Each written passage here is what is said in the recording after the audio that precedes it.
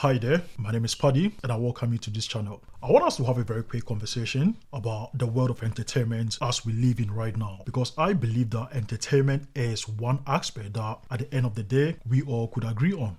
We are just going to wake up one day and the definition for what entertainment is has been changed totally, and not just that, but also our power to define our personal or individual entertainment has been taken away from us. You see, in recent times, the investment community has complained that global M&A activities have fallen sharply. High interest rates, very tight credit conditions, expensive financing. So of course, private equity firms disengage because leveraged buyouts have become far less economical. And even with strategic buyers, they have slowed down due to what appears to be unsubstantiated valuations, coupled with the fear of a possible economic recession. So when we prayed for more deals, yes, we wanted it. We wanted more mergers and acquisition in the industry. But did we pray for this? Did we see this happening? Netflix acquiring Warner Bros. Discovery for $72 billion in equity value and $82.7 billion in enterprise value.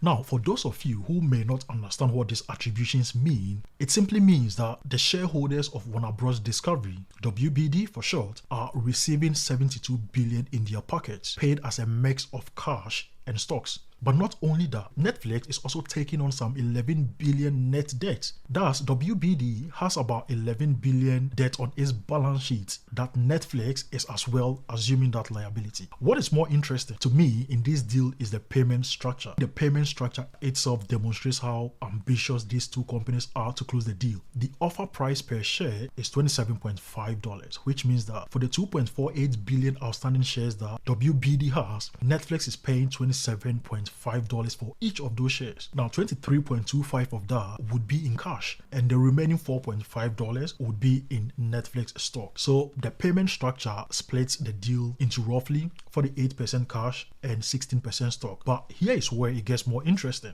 The cash part of the offer value is not coming from Netflix's balance sheet. As of now, it does not have that kind of money on its balance sheet. And even if it did, they are not draining their accounts completely just for the deal. So what does it mean? They are raising new debt. They are borrowing money to finance the cash aspect. So after the deal closes, the debt position on what we classify as the pro forma balance sheet will consist of two main components. One, the WBD existing net debt, that is the 11 billion, and the new 58 billion debt raised to finance the cash portion of the transaction. And it is not just that, because even with the stock aspect, how is Netflix going to finance it? It has to issue new shares to finance it. And we are talking about the issuance of some new 66 million shares just for this. And you know what this is going to cost? It's going to cost roughly some 15% dilution in equity. And why is this the case? You see, the value of each equity is determined by the number of shares a company has.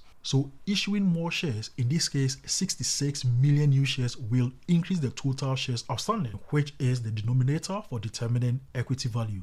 So as a shareholder, your share will depreciate in the time being. And that is not even the problem. The problem is, has this acquisition got what it takes to create value to offset the dilution? That's the question.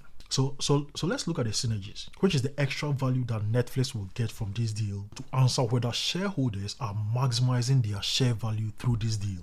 So you see, first of all, we have to understand the streaming landscape as it is in 2025. Well, the deal is projected to be finalized by the end of 2026. So we have to understand the streaming landscape as it will be in 2026. Now, the fact is that streaming has become a scale game. Content spending is enormous. Customer acquisition has become so saturated to the extent that global distribution has become exceedingly expensive. So in simple terms, it's either you get bigger or you get squeezed. And to say getting bigger is even an understatement, because Netflix would become massively huge if this deal goes through. It will instantly become the largest content library in the world, not just in volume, but also in cultural depth. Why? Because Netflix would now become the owners of the crown jewels of contemporary media space. We are talking about the ownership of Warner Bros. Pictures, Warner Bros. Television, HBO, HBO Max, and the enviable catalogs like The Big Bang Theory, Friends, Game of Thrones, and the others. So it's not even just about content. We are talking about the ownership of some real intellectual property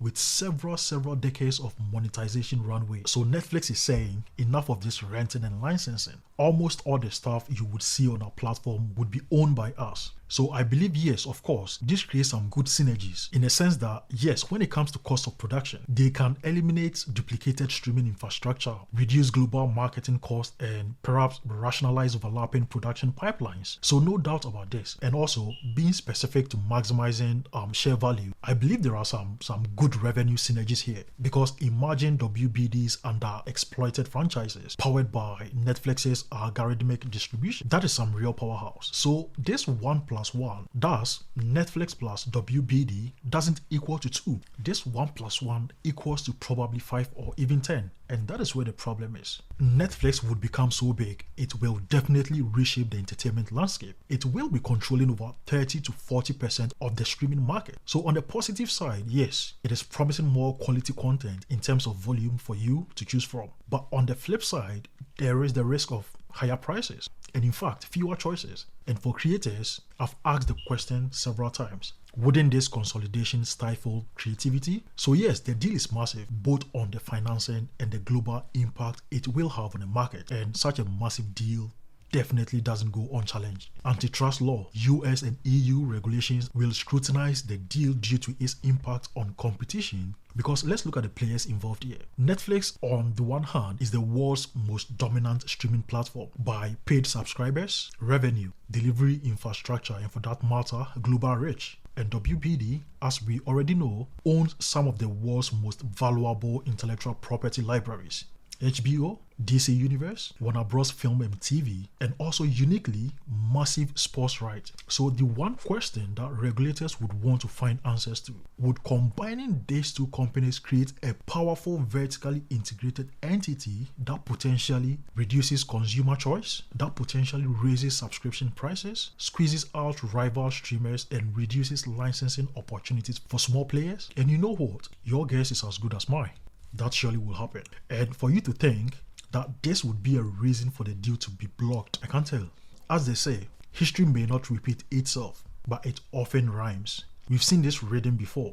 In 2018, Disney's acquisition of Fox pushed the boundaries of media consolidation and still crossed the finish line, though only after some painful divestitures. In 2019, AT&T's takeover of Time Warner survived a courtroom battle that reshaped the antitrust landscape. It also survived. And quite recently, we had Microsoft bring Activision under its umbrella despite fierce global resistance. Of course, by offering some strategic concessions in cloud gaming. So this Netflix WBD deal, it sits on the same historical arc, a test of power, policy, and the future of entertainment, just like history. And once again, whether it succeeds or collapses will tell us just how far regulators are willing to let media giants grow, and also how they envision the next chapter of Hollywood to look like. In my personal opinion, I see this deal happening no matter how long it takes. And I see this as a streaming deal that changes everything.